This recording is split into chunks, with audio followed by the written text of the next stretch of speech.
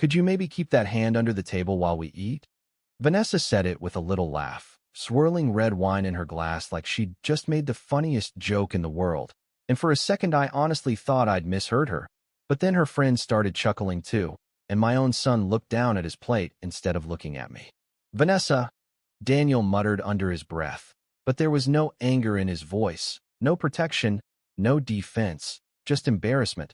Like I was the problem sitting there in that restaurant overlooking the Chicago River with my scarred left hand resting beside a basket of warm bread.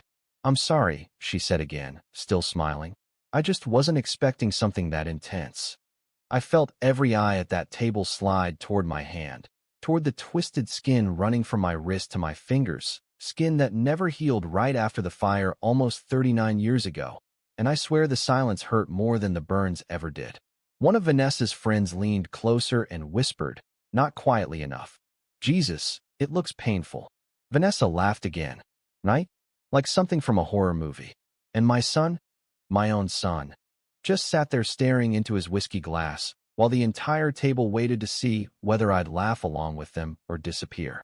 If this story speaks to your heart, only if it truly resonates with you, take a second to like and subscribe to the channel, and maybe leave a comment telling me where you're watching from and what your local time is right now, because some nights remind us we're not as alone as we think we are. My name is Nathan Hale. I'm 74 years old, and the dinner you're about to hear about was the night my family finally learned who I really was and why one scarred hand had terrified a powerful woman for nearly 4 decades. It started 3 weeks ago when my son Daniel called me from Chicago. "Dad, I want you to meet someone," he said, excitement all over his voice. "Her name's Vanessa Whitmore. We're engaged." I remember smiling when he said that because after losing his mother 20 years earlier, Daniel had spent most of his life keeping people at a distance. "That's wonderful," I told him. "When do I meet her?" "Friday night," he said, "at Bellamy's downtown. Don't wear one of your old jackets this time, okay?" He laughed when he said it, but something about it stuck with me. I stood in my small house outside Boston after the call ended, staring at my reflection in the kitchen window. Gray hair, tired eyes, wrinkled skin, and that hand. Always that hand. I almost canceled twice before flying to Chicago because I've spent years learning how people react when they see the scars. Kids stare. Adults pretend not to. Some people ask questions. Others look disgusted. But what hurt that night wasn't Vanessa. It was Daniel. Because the entire cab ride from O'Hare Airport, all he talked about was Vanessa's family money, her mother's real estate company, the country clubs, the wedding venue overlooking Lake Michigan. "These people are classy, Dad," he told me while adjusting his expensive watch. "Just try not to tell those old fire stories all night." I looked out the cab window at the city lights reflecting off wet pavement. "Those old fire stories paid for your college," I said quietly. He sighed immediately. "That's not what I meant." But it was exactly what he meant. Bellamy's was the kind of restaurant where the waiters wore white gloves, and every chair probably cost more than my monthly mortgage payment. Vanessa stood when we arrived, tall and polished in a cream-colored dress, blonde hair tied perfectly behind her shoulders. "Nathan," she said, smiling just enough to seem polite. "So good to finally meet you." But the second she shook my left hand, I felt her freeze. Her smile cracked for half a second. "Oh," she said softly. "I didn't know." Daniel immediately jumped in. Dad was a firefighter. Was. Like the scars were my entire identity now. During dinner, Vanessa kept glancing at my hand every few minutes. Every time I reached for a fork or lifted my water glass, I caught her staring. Then came the bread basket. I reached across the table, and that's when she laughed and made the comment that turned the whole room cold. After that, everything changed. Daniel tried to smooth things over. "Vanessa jokes when she's nervous," he told me later, while she went to the restroom. "Don't take it personally." I stared at him across the table. "Would your mother have laughed at this hand?" His face tightened instantly. "Don't do that." "Do what?" "Make people feel guilty." I almost answered him. I almost told him exactly where these scars came from and why half the people in that city owed their lives to firefighters they'd never remember. But before I could say another word, the restaurant entrance opened behind me, and I heard Vanessa suddenly stand up so fast her chair scraped hard across the floor. "Mom," she said nervously, "you made it." I turned slowly in my seat and saw a woman in her early 60s walking toward the table in a dark blue coat, elegant and confident, the kind of woman who looked like she owned every room she entered. But the second her eyes landed on my left hand, all the color drained from her face. And then she whispered something so quietly I almost didn't hear it. "No, that can't be him." The entire table went silent after that woman whispered those words, and I remember hearing nothing except the soft clink of silverware somewhere across the restaurant and the sound of my own heartbeat thudding in my ears. Vanessa looked confused immediately. "Mom?" she asked carefully. "Are you okay?" But Evelyn Whitmore did not answer her.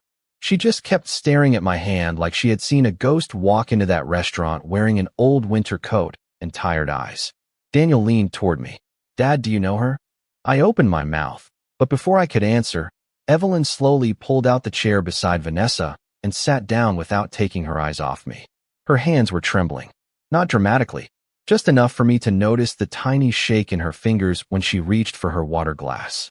"Nathan Hale," she said quietly, almost to herself. "Boston Fire Department."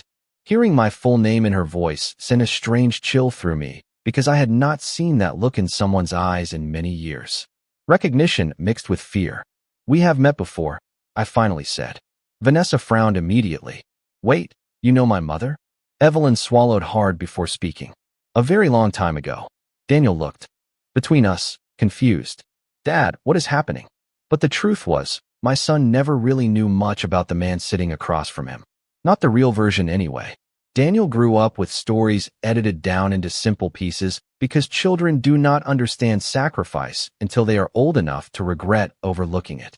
When he was 7 years old, he used to wait by the apartment window every night for me to come home from the firehouse in South Boston. I still remember him wearing those little dinosaur pajamas with the missing button near the collar.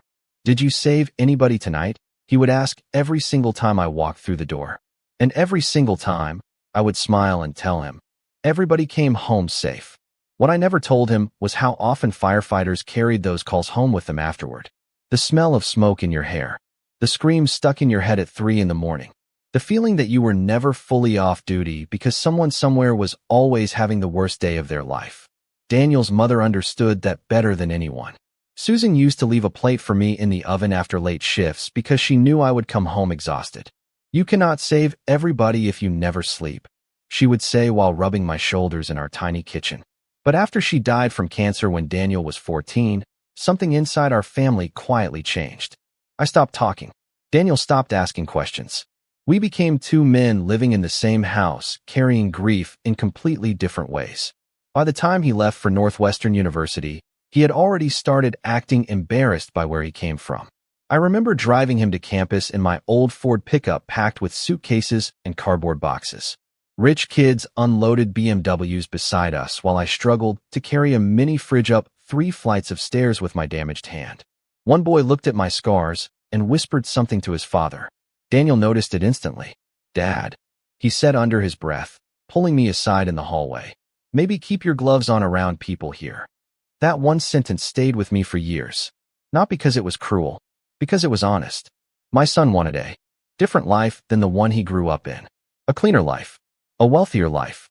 A life where nobody looked too closely at old scars or worn-out boots. And sitting in that restaurant watching him beside Vanessa and her polished friends, I realized just how far he had traveled from the little boy waiting at the apartment window, asking whether I had saved anyone that night. "Mom, seriously," Vanessa said impatiently now, breaking the silence at the table. "How do you know him?" Evelyn looked at her daughter for a long moment before turning back toward me. There was moisture gathering in her eyes now. "Because," she whispered softly, 40 years ago, this man walked into a fire everyone else was running away from." And when she said that, I saw Daniel's face slowly change for the very first time. You could feel the entire energy of the restaurant shift after Evelyn said those words, because suddenly nobody at that table was looking at my scars with disgust anymore. They were looking at me like they had missed something important hiding in plain sight. Vanessa blinked in confusion. "Mom, what are you talking about?" she asked, her voice tighter now. Evelyn slowly sat back in her chair, still staring at me with watery eyes. "In 1987, there was an explosion at the Lakeshore Steel Plant outside Gary, Indiana," she said quietly. "I was 23 years old. I was trapped inside one of the furnace corridors." Daniel looked at me. "Dad, you never told me this." I gave a small shrug. There are a lot of things I never told you. Normally, that would have been the moment where I changed the subject. My whole life, I had learned to make myself smaller whenever attention turned toward me. Firefighters are trained that way. You do the job and move on. You do not ask for applause. You do not drag old pain into dinner conversations. But for the first time in years, I did not rush to protect everyone else from discomfort. I just sat there and let the silence breathe. Evelyn continued speaking softly. The alarms failed that night. Smoke everywhere. Heat so intense people could barely see 2 feet in front of them. Her fingers trembled against the stem of her wine glass. Everyone was trying to get out. Everyone except one firefighter who went back inside after part of the ceiling collapsed. Vanessa looked back and forth between us. Wait, you were saying he saved you? Evelyn nodded slowly without taking her eyes off me. Your father was holding a furnace door open with his bare hand, so workers could escape through the loading corridor. Daniel stared at my left hand like he was seeing it for the first time in his life. I could almost hear memories rearranging themselves in his head. All those years growing up. All those moments he ignored the scars. All those times he never asked questions because he thought he already knew the answers. One of Vanessa's friends shifted awkwardly in his seat before quietly saying, "That is actually incredible." Funny how quickly respect changes direction once people think a story is impressive enough. Vanessa forced a nervous smile. Well, that was a long time ago. Evelyn turned toward her daughter, so sharply the table went quiet again. Do you hear yourself? She asked. Vanessa crossed her arms defensively. I'm just saying everybody is acting like he is some kind of celebrity now. And right there, something inside me changed. Old me would have laughed awkwardly to ease the tension. Old me would have told everyone it was not a big deal. Old me would have protected Vanessa from embarrassment, because that is what I had done my entire life for other people. But I was tired. Tired of shrinking myself, so other people could stay comfortable. So instead I looked directly at her and calmly said, Nobody asked you to admire me, Vanessa. But basic kindness should not depend on whether someone has an interesting story attached to their scars. The second those words left my mouth, Daniel looked stunned because I had never spoken like that before. Not to him. Not to anyone. Vanessa opened her mouth, then closed it again without speaking. Evelyn lowered her eyes briefly, like she was ashamed of something far bigger than her daughter's behavior. Then she asked me quietly, Nathan, do you still have it? My chest tightened immediately because I knew exactly what she meant. For 38 years, I had kept a small metal object locked inside an old cedar box in my closet back in Boston. Something I had never shown Daniel. Something connected to that night. I stared at Evelyn across the candlelit table while cold snow drifted outside the restaurant windows over downtown Chicago. And for the first time in decades, I realized the past I buried all those years ago was finally catching up to me. The second Evelyn asked whether I still had it, I felt something heavy settle in my chest, because there are certain objects a man keeps hidden not because they are valuable, but because they carry pieces of a life he spent years trying to bury. Daniel leaned closer immediately. Dad, what is she talking about? I looked down at the untouched steak in front of me before answering. A badge, I said quietly. Part of an old fire department shield.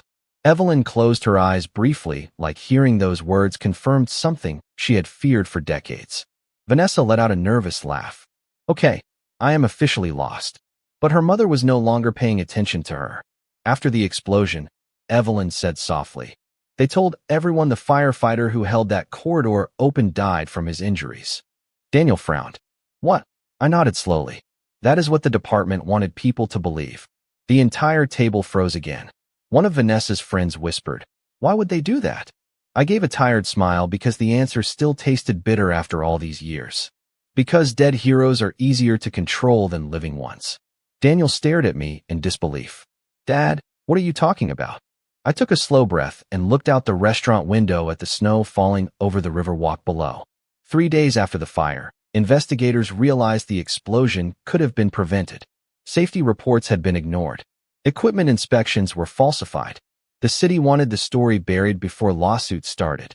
Evelyn lowered her head immediately because she already knew where this was going. Nathan, she whispered carefully, you do not have to tell this here.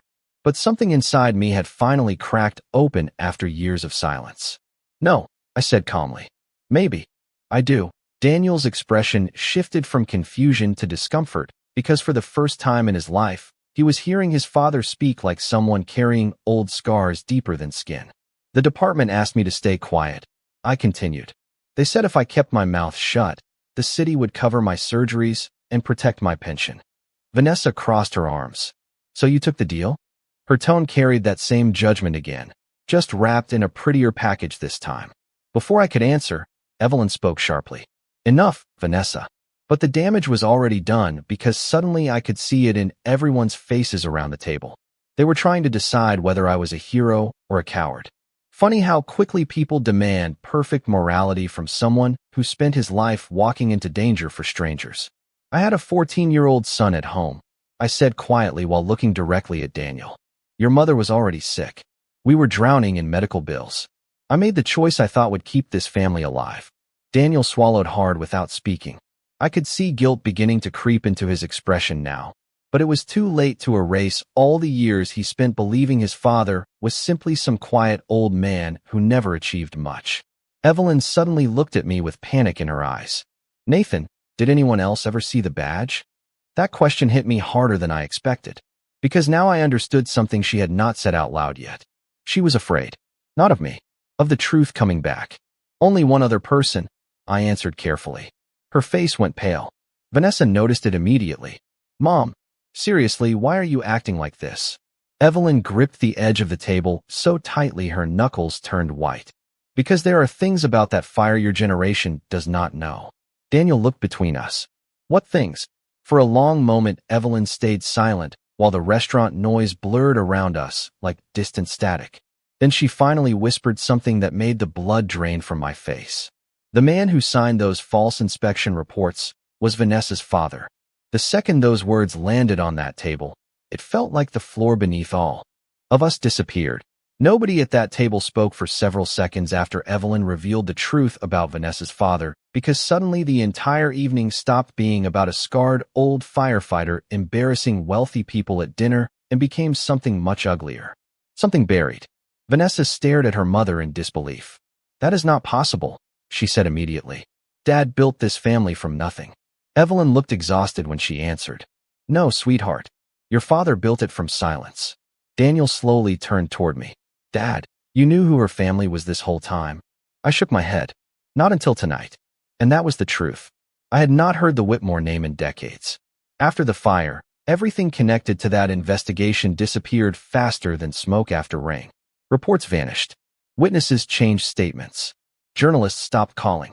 Men in suits visited my hospital room, smiling like politicians, while reminding me how expensive skin graft surgeries could become without city support. You have a family to think about, Nathan. One of them told me while adjusting his cufflinks beside my hospital bed. Sometimes moving forward is more important than reopening tragedy. I was 29 years old, half wrapped in bandages, terrified my wife would lose the house while I recovered. So I signed papers I barely remember reading. And after that, doors quietly started closing all around me. Promotions disappeared. Calls stopped coming. Men I had worked beside for years suddenly avoided eye contact in the firehouse locker room. One captain pulled me aside 6 months later and said, "You are making people nervous just by being here." They transferred me to desk duty after that. 3 years later, I retired early with damaged lungs, chronic pain, and a reputation nobody would explain directly to my face. But the humiliation was never loud. That is what people misunderstand about betrayal. Real betrayal happens quietly, through missing invitations, through conversations that stop when you walk into rooms, through people slowly deciding you are inconvenient to remember. After Susan died, it got worse. Parents from Daniel's school stopped calling. Neighbors who once brought casseroles during holidays suddenly crossed the street with polite smiles instead of conversations. Somewhere along the line, I became one of those men society politely files away. Too damaged, too complicated, too uncomfortable. And every time I tried reaching out for help, it felt like shouting into empty space. I still remember sitting at my kitchen table in Boston one winter night writing letters to the city council asking them to reopen the investigation after another retired firefighter died from complications connected to that same factory explosion. I mailed 7 handwritten letters. Not one response. I left voicemails for reporters. Nothing. I emailed a state investigator in 2008 after finding old newspaper clippings in my attic. 3 days later, I got a one-sentence reply. The matter has already been resolved. Resolved. Funny word for something that ruined so many lives. Mom, Vanessa said shakily now at the restaurant table. You are making Dad sound like a criminal. Evelyn looked at her daughter with heartbreak in her eyes. No, Vanessa. I am saying your father spent his life trying to outrun guilt. Daniel leaned back in his chair slowly, rubbing both hands across his face. Jesus Christ. I could see it happening in real time. Everything he thought he understood about success, money, status, and family was beginning to crack apart right in front of him. Vanessa reached for his arm immediately. Daniel, do not let this become some dramatic conspiracy story. But he pulled his arm away for the first time all night. That small movement hurt her more than any argument could have. My phone buzzed suddenly in my jacket pocket. I ignored it at first until it buzzed again. Then again. Finally, I pulled it out and saw 3 missed calls from an unknown Chicago number and a voicemail notification that had arrived less than 60 seconds earlier. Evelyn saw the screen instantly and went pale. Nathan, she whispered carefully, do not answer that call. The fear in her voice chilled me deeper than the winter wind outside. I stared down at the glowing phone in my hand while everyone around the table watched silently. And in that moment, I realized I was not sitting in a family dinner anymore. I was standing in the middle of something people had spent 40 years trying desperately to keep buried. My phone kept vibrating in my hand while the entire table watched me like the next decision I made might change everything. And maybe it would have if I had still been the man I used to be. Years ago, I would have answered immediately.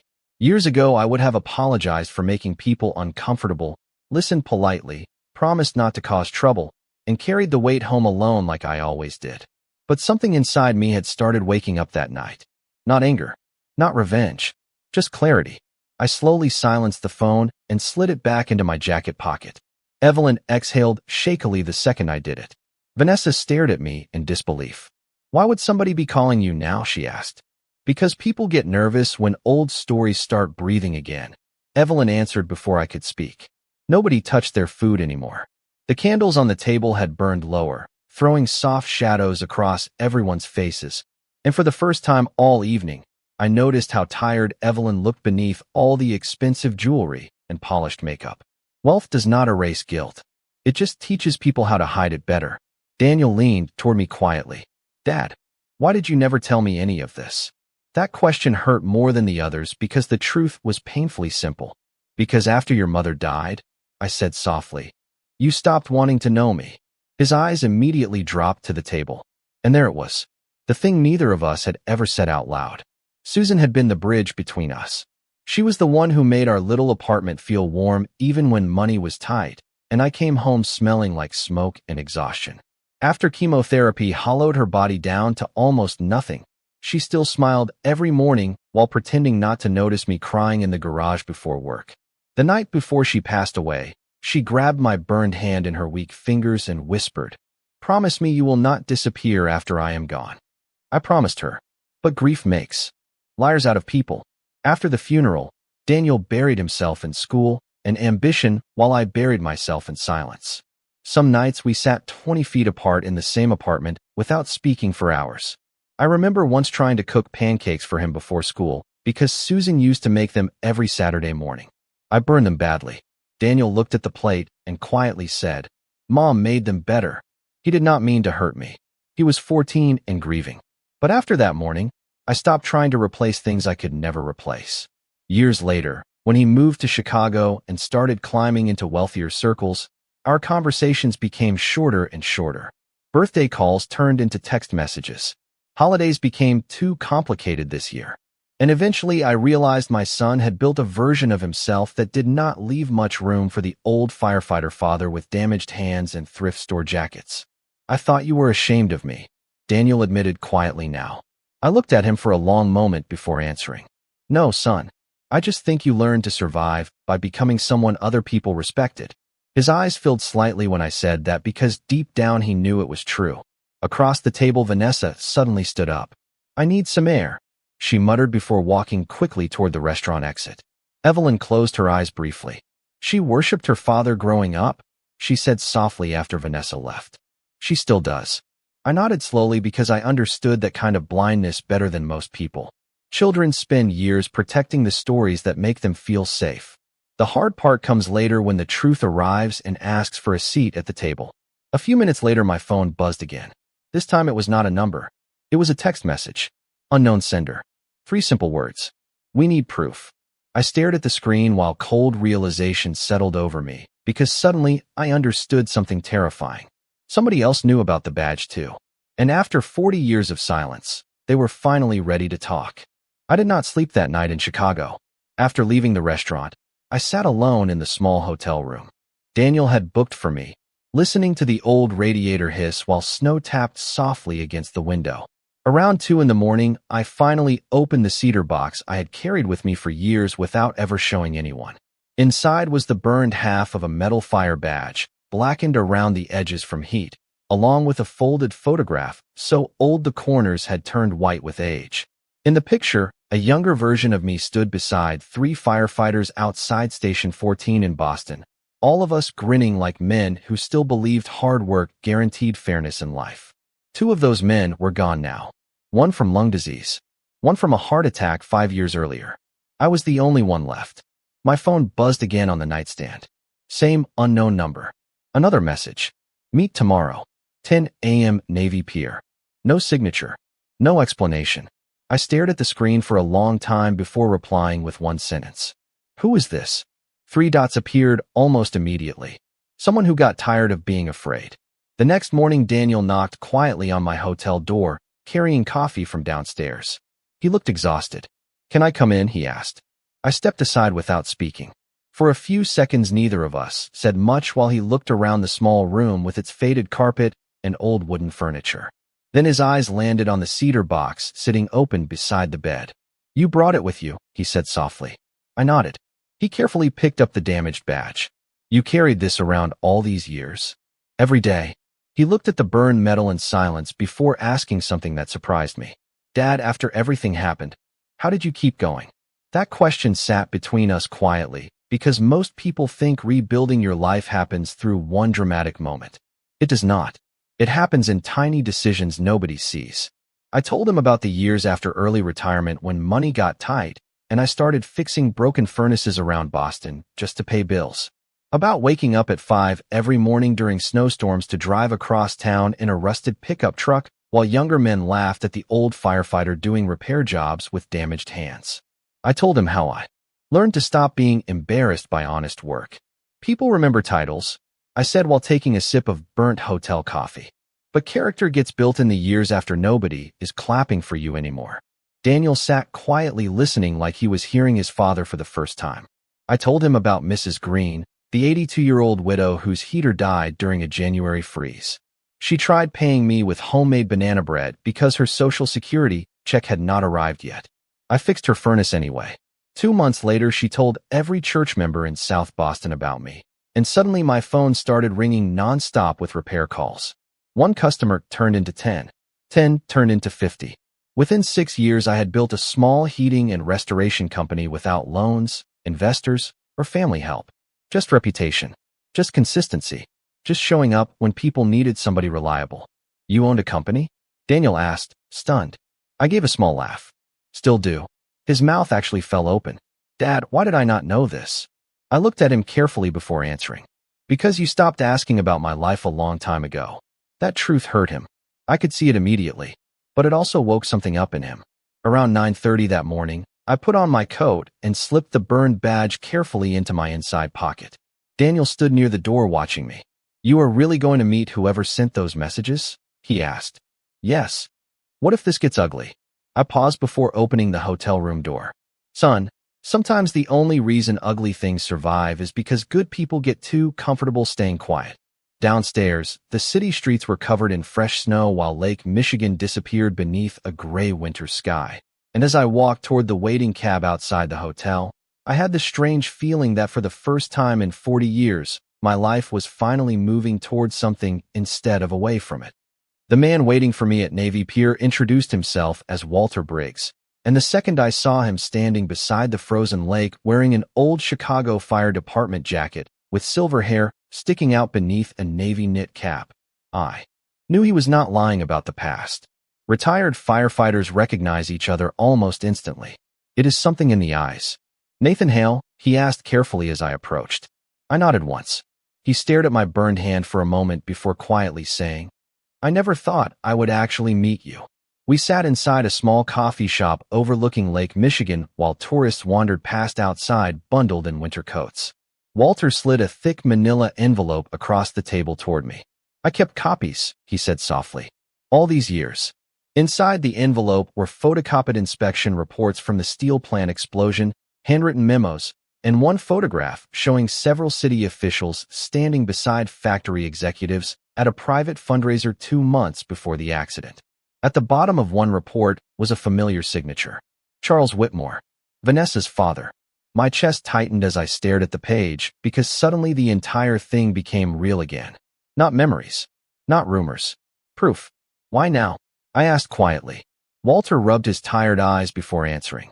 "Because men my age start thinking about judgment differently." He gave a sad smile after that.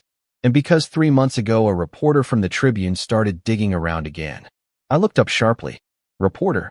Walter nodded. "Young woman named Julia Reyes.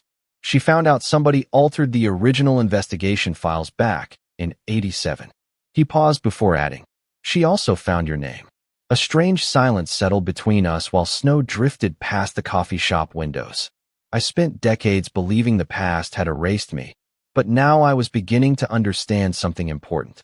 Buried truth does not disappear. It waits, sometimes for years, sometimes for generations. Walter leaned closer across the table. "Nathan, there is something else you need to know." He pointed toward the damaged badge resting beside my coffee cup. That shield became a legend in Chicago fire circles after the explosion.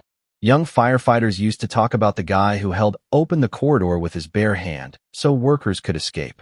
I laughed softly under my breath. Funny, nobody told me that. Because legends are easier to celebrate when nobody has to look the man in the eye afterward. That sentence stayed with me.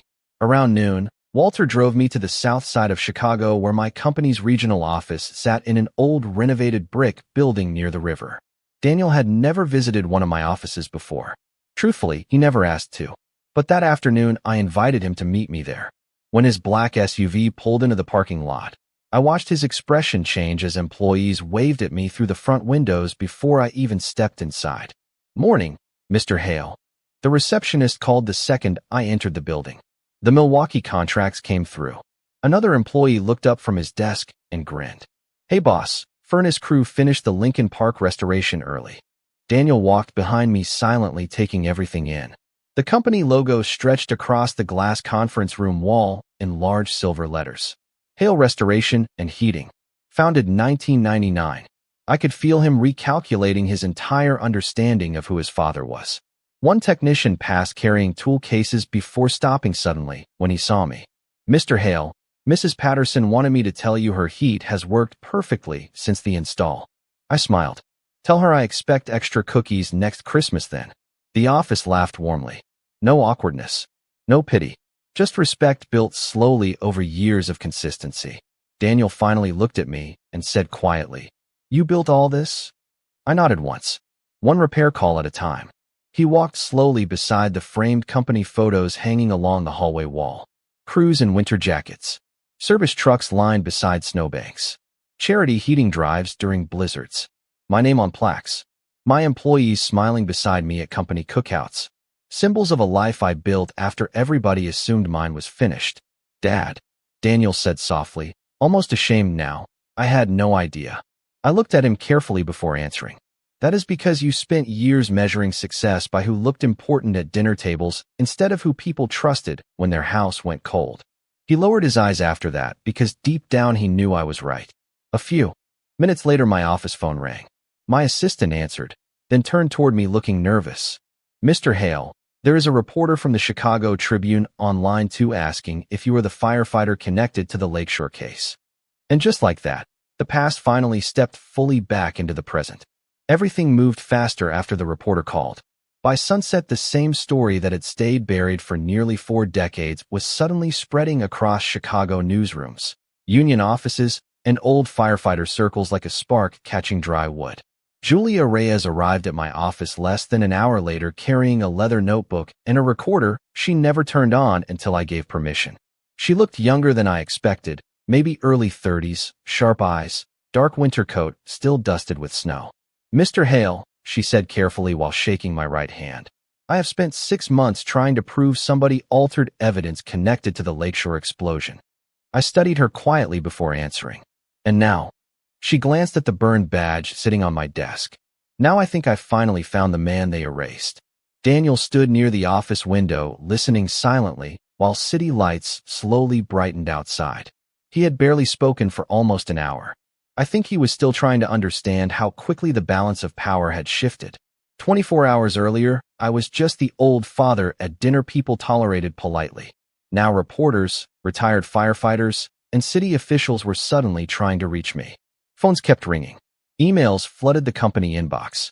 Former firefighters left voicemails saying things like, "We always knew the truth would come out someday."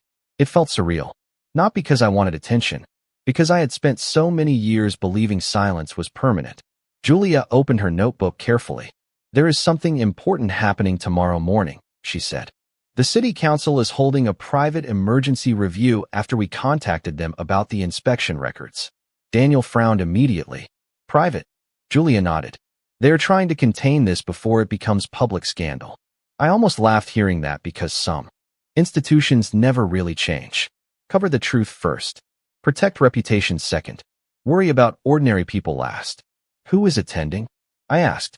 Julia hesitated briefly before answering. "Representatives from the city. Legal counsel from Whitmore Industrial Holdings." And she paused. "Vanessa's father." The room went still after that. Daniel slowly turned toward me. "Charles Whitmore is alive." "Very much alive," Julia answered. "And very wealthy." I leaned back in my chair staring at the snow falling outside the office windows, while memories crawled slowly back into focus. I remembered seeing Charles Whitmore only once after the explosion. Hospital room. Expensive suit. Gold watch. Calm smile. He stood beside my bed and told me, "Men like you are respected because men like me keep cities running." At the time, I was too exhausted and medicated to understand what he really meant. Now I understood perfectly. Some people spend their entire lives confusing money with importance. Daniel finally spoke quietly. "Dad, you do not have to go tomorrow if you do not want to." That sentence mattered more than he realized because it was the first time in years my son sounded concerned about me instead of embarrassed by me. I looked at him for a long moment before answering. "No, son. I think I do." Around 8 that evening I returned to the hotel alone. The city outside felt colder now somehow. Heavier. News notifications kept lighting up my phone screen. Former firefighter connected to historic industrial cover-up. Questions emerge about Lakeshore records. The story was growing. Fast. I loosened my tie slowly while standing near the hotel window overlooking Michigan Avenue traffic below. Then my phone rang again. This time it was Evelyn. I answered after the third ring. Her voice sounded strained immediately. "Nathan, please listen carefully to me." "What is wrong?" Silence. Then a quiet breath. "Charles knows you are in Chicago." I felt my stomach tighten slightly. And he is terrified. Something about hearing that word changed me more than I expected. Terrified. Men like Charles Whitmore built their lives making other people afraid. Workers, reporters, firefighters, families. But now the fear had shifted directions. Evelyn spoke again softly. "There is one thing Daniel still does not know." I closed my eyes briefly because deep down I already sensed where this was heading. "What thing?" Another long silence filled the line before she finally whispered. "The person who ordered your name removed from the official rescue report was not Charles." My grip tightened around the phone. Then who was it? And on the other end of the line, Evelyn began to cry.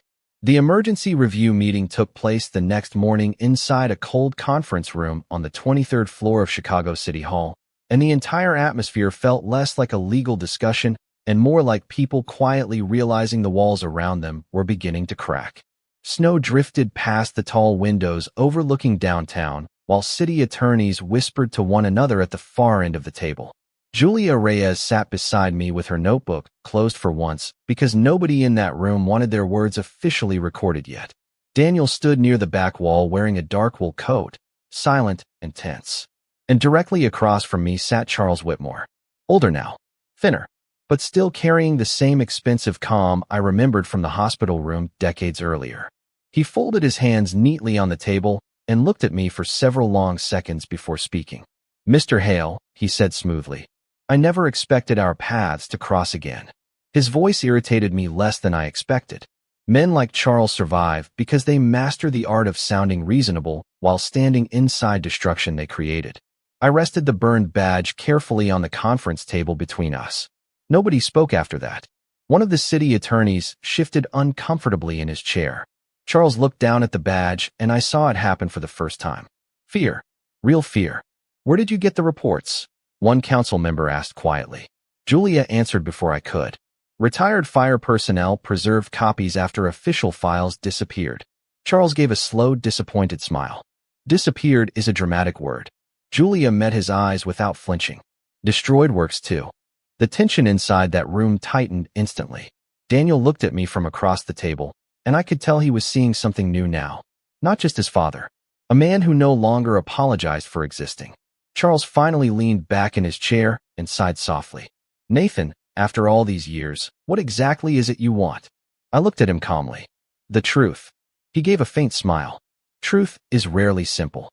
"No," I answered quietly. "People just make money complicating it." One of the attorneys coughed awkwardly into his hand. Evelyn sat near the far corner of the room, looking pale and exhausted. She had barely spoken since arriving. Vanessa sat beside her with swollen eyes and folded arms, completely silent for once. The confidence she wore at that dinner table was gone now. Charles turned toward the council members. "The Lakeshore incident was investigated thoroughly decades ago. By people your company donated money to," Julia interrupted, "including 3 officials sitting in this building today." Nobody denied it. That was the moment the room truly changed. The balance shifted completely after that because silence stopped protecting the powerful and started exposing them instead. Charles looked back at me carefully. "You were compensated generously after your injuries." Daniel frowned immediately hearing that word. Compensated. Like pain could be itemized and filed away neatly in paperwork. I answered calmly. "You paid for surgeries so nobody would ask questions." Charles spread his hands slightly. "Your family needed help. My family needed honesty." The room fell quiet again. Then Evelyn finally spoke, her voice barely above a whisper. "Tell them the rest, Charles." He turned toward her sharply. "Evelyn." But she kept going. "Tell them who removed Nathan's name from the rescue report." Daniel looked between them, confused. "Mom said it was not you." Charles stayed silent. That silence lasted long enough for everyone in the room to understand something terrible before the words even arrived. Finally, Evelyn lifted her trembling eyes toward me. "It was Susan." My heart stopped for a second. Daniel looked physically stunned. "My mother?" Evelyn nodded. Through tears. "Susan found out the city wanted to make Nathan disappear quietly after the accident. She believed if his name stayed public, reporters would keep digging and the stress would destroy his health before Daniel even grew up." I could barely breathe hearing my wife's name in that room after all these years. Evelyn continued softly. She begged them to stop using Nathan as the face of the story. She thought protecting him meant erasing him. Daniel stared at me with tears building in his eyes while the entire room sat frozen around us. And suddenly, every lonely year after Susan's death felt completely different. The room stayed completely silent after Evelyn revealed what Susan had done because suddenly the story everybody thought they understood became something far more painful and human. Nobody moved for several seconds. Snow drifted slowly past the tall city hall windows while traffic crawled below like distant shadows. Daniel looked at me with tears sitting openly in his eyes now. "Mom did that for you?" he asked quietly. Evelyn nodded carefully. Susan believed if Nathan became the public face of the scandal, the city would drag him through years of hearings, lawsuits, interviews, and political attacks. She swallowed hard before continuing. She thought protecting her husband mattered more than recognition. Charles Whitmore finally spoke again, but his voice had lost much of its earlier confidence. "Your wife came to me personally," he admitted while staring down at the table. "She asked that the settlement remain private and that your name be removed from press releases tied to the rescue." Hearing those words felt strange because for decades I carried resentment toward silence without ever understanding who created it or why. Daniel slowly sat down in the nearest chair like his legs no longer trusted themselves. She never told either of us, he whispered. I stared at the burned badge resting on the conference table and suddenly remembered one night long ago in our tiny apartment kitchen after Susan's final chemotherapy treatment. She had stood there exhausted, holding onto the counter for balance while telling me, being alive matters more than being remembered. At the time, I thought she was talking about herself. Maybe she had been talking about both of us. Julia Reyes closed her notebook slowly. There are still legal consequences here, she said carefully. Records were altered. Officials concealed evidence. Families deserve transparency.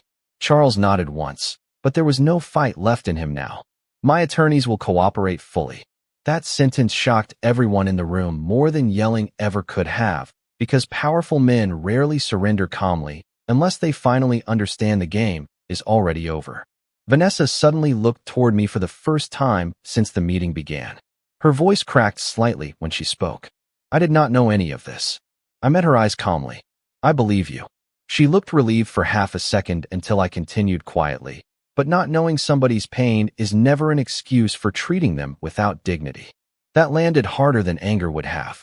Her eyes dropped immediately toward the floor. Daniel rubbed both hands across his face before finally turning toward me. Dad, I do not even know how to apologize anymore.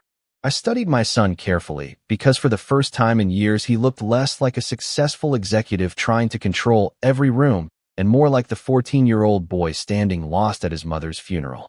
Then do not start with apologies, I said softly. Start with honesty. He nodded slowly while tears rolled down his face unchecked. I spent years trying to become someone important, he admitted. And somehow I stopped seeing the man who taught me what real strength looked like. I did not answer right away because some wounds do not close the second truth arrives. People think reconciliation happens in one beautiful emotional moment. It does not. Trust rebuilds slowly. Conversation by conversation. Choice by choice. Across the room, Evelyn quietly removed her wedding ring and placed it on the conference table beside her purse. Charles looked at it for a long moment, but said nothing. Their marriage had probably been cracking under the weight of buried truth for years before I ever walked into that restaurant. Julia stood and gathered her notes. The Tribune is running the story tomorrow morning, she said carefully. Full investigation. Full timeline. Charles closed his eyes briefly. Vanessa looked completely overwhelmed now. Daniel remained beside me silently. And for the first time in decades, I realized I no longer felt invisible in rooms like this. Not because people finally knew my story, because I finally stopped hiding from it myself. As the meeting slowly ended and people began gathering coats and folders, Daniel reached out awkwardly and touched my burned hand without hesitation. Something inside my chest tightened when he did that. Such a small gesture. But some moments heal places words never can. Still, as we walked together toward the City Hall elevator, I could not stop thinking about Susan. About the choices she made alone. About all the years we lost to silence that was supposed to protect us. And deep down I knew there was still one thing I had not figured out yet. Whether forgiveness and grief could truly live in the same heart at the same time. 3 months after that meeting at City Hall, life looked quieter from the outside, but inside me something had finally settled into place for the first time in years. The Tribune investigation forced the city to reopen the Lakeshore case officially. Several retired officials lost honors they had protected for decades, and Whitmore Industrial Holdings quietly paid compensation into a survivor relief fund that now helps firefighters and factory workers dealing with long-term injuries. None of it erased the past. None of it brought Susan back. But truth finally had a place to stand in daylight instead of hiding in locked boxes and whispered conversations. Daniel started flying to Boston twice a month after that. Not out of guilt anymore. Out of intention. There is a difference. One Saturday morning he showed up at my house wearing old jeans and work boots I had never seen him wear before. You still fixing furnaces yourself? He asked while standing in my garage beside shelves of tools and copper piping. I laughed softly. Somebody has to teach the younger guys how not to flood basements. He smiled at that. A real smile this time. Not the polished corporate kind.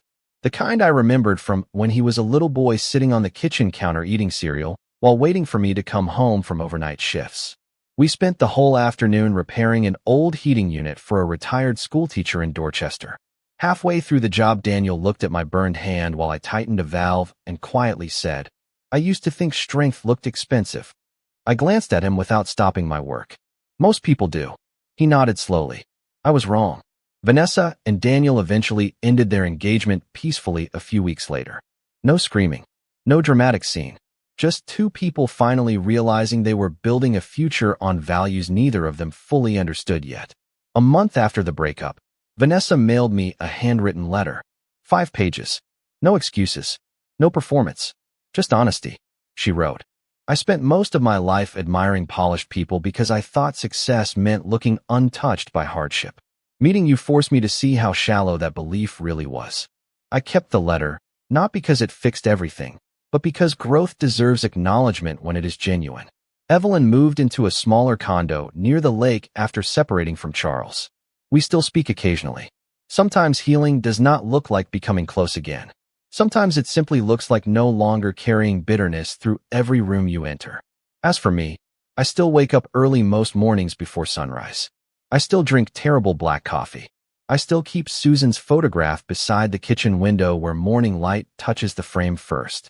But now when I look at that picture, I no longer feel erased. I finally understand what she was trying to protect all those years ago. Love does not always make perfect decisions. Sometimes people protect us in ways that accidentally wound us too. That does not mean the love was false. It just means human beings are fragile creatures trying their best with fear, grief, and limited time. If there is one thing this whole experience taught me, it is this. Never allow another person's comfort to become the prison where your identity disappears. Not in marriage, not in family, not in work, not anywhere. Silence can keep peace for a season, but truth is what lets people breathe again. And if you are out there right now feeling overlooked, underestimated, dismissed, or quietly carrying pain nobody around you fully sees, I want you to hear this from an old firefighter who spent too many years shrinking himself to fit inside other people's expectations. Your value does not decrease because somebody failed to recognize it. Sometimes the people around you are too distracted by appearances, status, or their own wounds to understand who is standing in front of them. Do not let that make you disappear from your own life. Protect your peace. Protect your finances. Protect your heart. Listen to your instincts when something feels wrong. Trust that God, or the universe if that speaks to you more deeply, has a strange way of bringing hidden things into light exactly when they need to surface. Healing rarely arrives all at once. It happens slowly, quietly, through honest conversations, stronger boundaries, and finally choosing not to abandon yourself anymore. My name is Nathan Hale. I am 74 years old, and the core lesson I want to leave with you is this. Never measure a human being by the scars life left behind, because some scars are proof that kindness survived the fire. Thank you for spending this time with me and listening to a story I carried silently for far too many years. Maybe you saw pieces of your own family somewhere inside it. Maybe you remembered someone you lost. Maybe you simply needed the reminder that dignity still matters in a world obsessed with appearances. And if this story stayed with you tonight, I hope you will leave a comment sharing where you are listening from and what part touched your heart the most. You are not as alone as you think you are. There are more stories waiting in this channel for nights when you need quiet strength, truth, or simply the feeling that somebody out there understands what it means to rebuild yourself after disappointment. Some of those stories are heartbreaking. Some are healing. But all of them come from the same place real people carry. They're hidden battles every day. So whenever you are ready, the next story is already waiting for you.